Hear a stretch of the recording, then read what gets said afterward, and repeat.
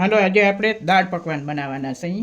એમાં મેં લીધી છે એક વાટકો ચણાની દાળ. ત્યાર પછી મેં આ વઘાર માટે લીધા છે 2 સુકેલ મરચાં ને 1 તેજપત્તું અને 5-6 લવિંગ.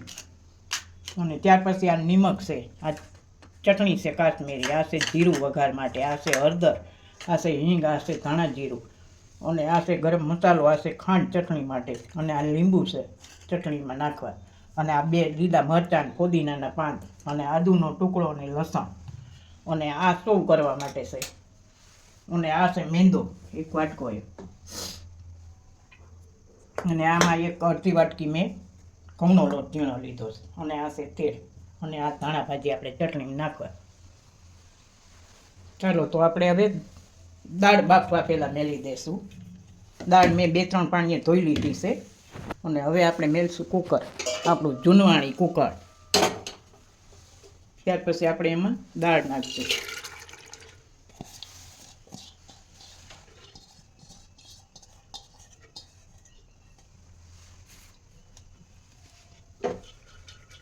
ત્યાર પછી આપણે એને ડૂબેથી વધારે પાણી નાખીશું.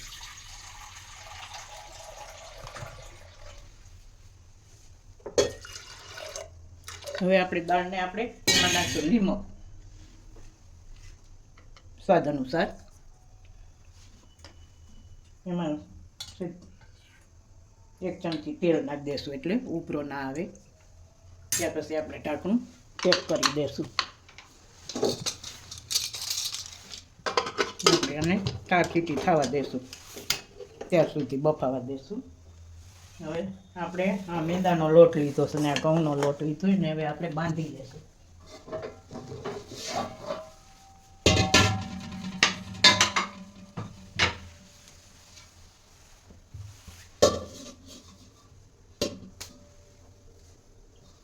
લોટ લીધો ત્યાર પછી આ ઘઉંનો લોટ છે અડધી વાટકી. હવે એમાં આપણે નિમક નાખીશું સ્વાદ અનુસાર 1 ચમચી અને ત્યાર પછી આપણે નાખીશું અજમા. કેમ ગયા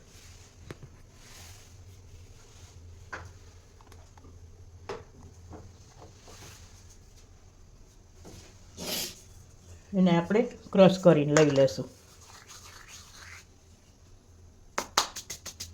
ત્યાર પછી નાખીશું જીરાની ચપટી અડધી ચમચી નાની. ત્યાર પછી આપણે નાખીશું નાની અડધી ચમચી હિંગ.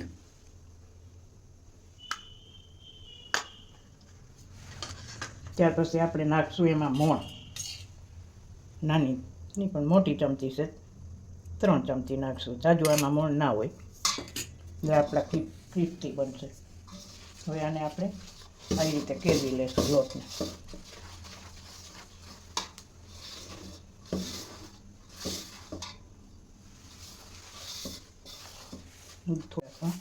લોટ આપણો કઠણ નહીં ને બહુ ઢીલો નહીં એવો બાંધી લેશું.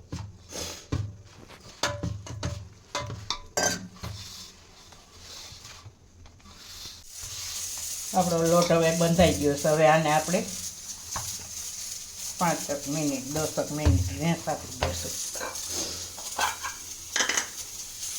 ઢાંકી. ચટણી બનાવી લઈ. આ 2 લીલા મરચાં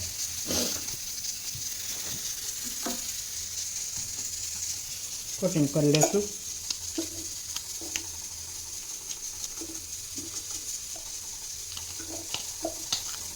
મરચાં બહુ આપણા તીખાઈ નહીં બહુ મોરાઈ નહીં એવા રાખવાના એટલે બહુ તીખી ના થાય. આ આદુનો ટુકડો લીધો છે. ત્યાર પછી આપણે લસણ નાખશું અને આ પુદીનાના પાન નાખશું એટલા 10-12. ત્યાર પછી આ ધાણા ભાજી નાખશું આપણે 1 મોટો ચમચો. ત્યાર પછી આપણે સ્વાદ અનુસાર નિમક નાખશું. ત્યાર પછી આપણે ખાંડ નાખશું 2 નાની ચમચી. ત્યાર પછી આપણે નાની ચમચી લીંબુ નાખીશું. હવે આપણે આને ક્રશ કરી લઈશું.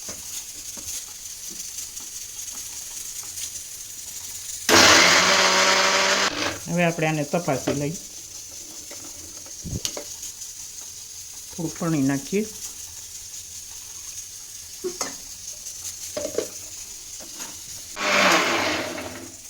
હવે આપણે જોઈ લઈ આપણી ચટણી બની ગઈ.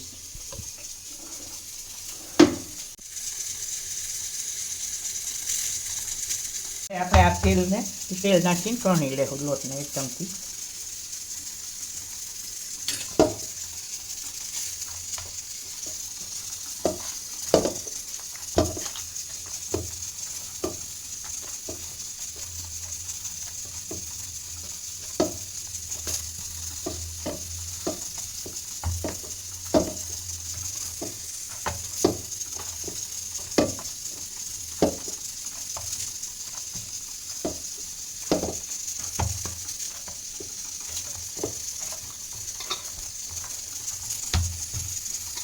હવે આને આપણે જેવડા આપણા પકવાન બનાવો એવા ગુણ્યા બનાવી લઈશું.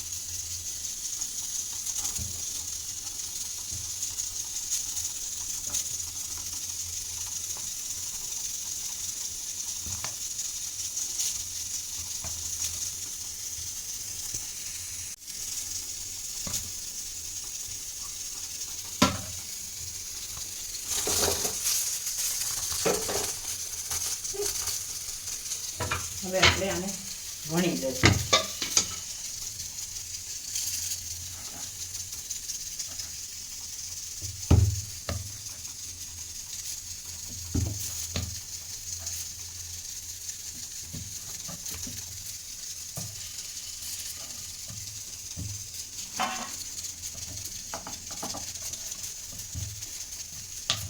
આપણે પકવાન માપે બહુ પૂરીથી મોટા અને રોટલીથી નાના એવા હવે આછા બનાવી લઈએ.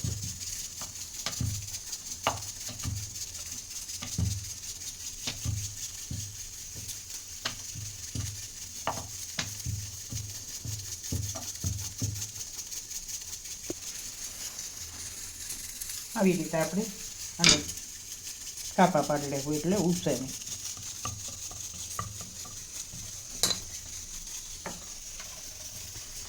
એ રીતે બીજું વણી લઈશું. આપણી ડાળ હવે બફાઈ ગઈ છે. જોઈ લઈએ એને આપણે. બસ આવી રીતે થોડી ભાંગી નાખવાની, આને ક્રશ નથી કરવાની.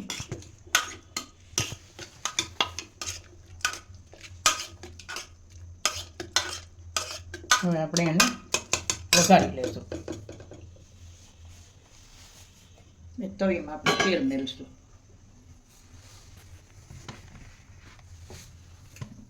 ત્યાર પછી આપણે એમાં 3 ચમચી તેલ મેળવીશું. તેલ આવી જાય એટલે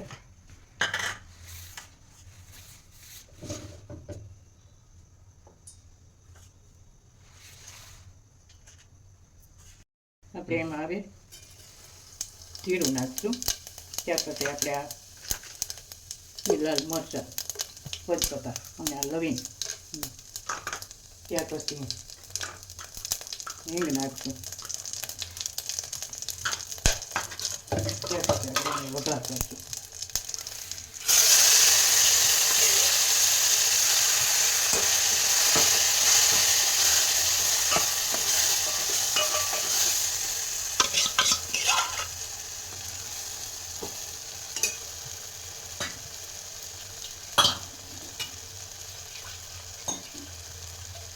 આપણે હવે એમાં જોતા પૂરતું પાણી નાખીશું. બહુ નહીં નાખીએ નકર આછું થઈ ગયું.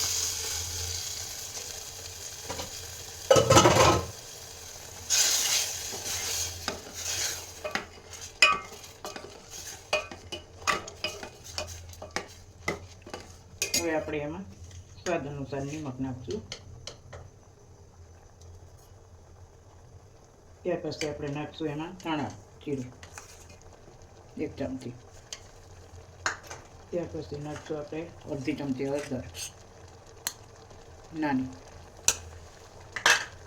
ત્યાર પછી આપણે નાખશું એમાં 1 ચમચી ખાંડ.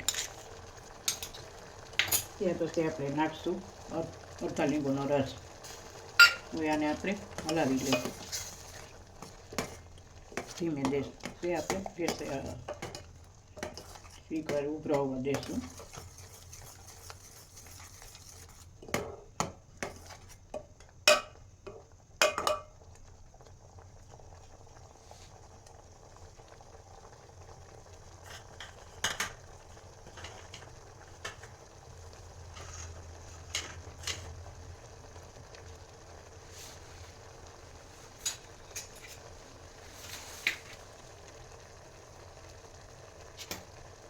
એમાં આપણે અડધી ચમચી કાશ્મીરી ચટણી નાખશું એટલે આપણો કલર લાલ થાય.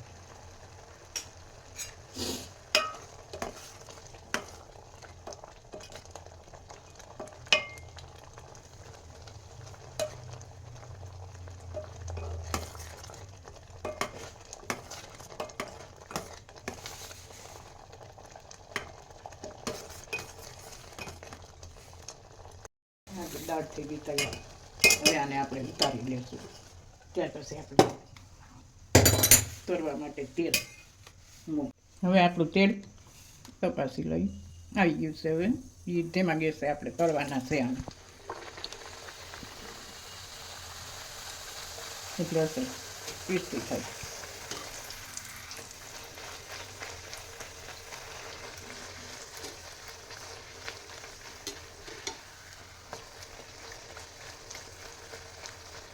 બદામી કલર ના થાય ત્યાં સુધી તળી લેશું.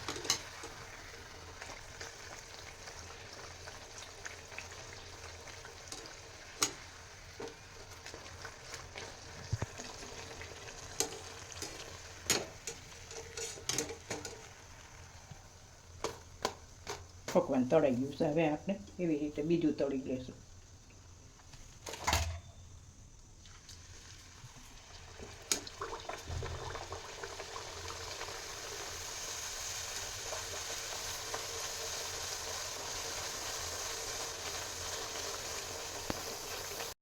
ચાલો આપણે હવે સર્વ કરી લઈએ.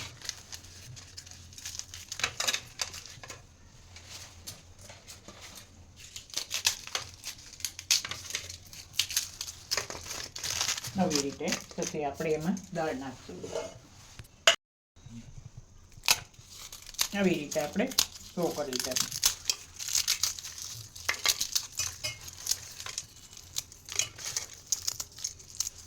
પછી આપણે એની માથે દાળ નાખશું.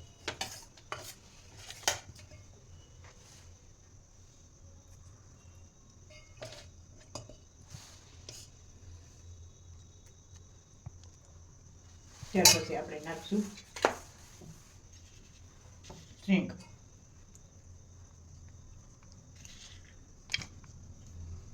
ત્યાર પછી આપણે નાખશું સેવ.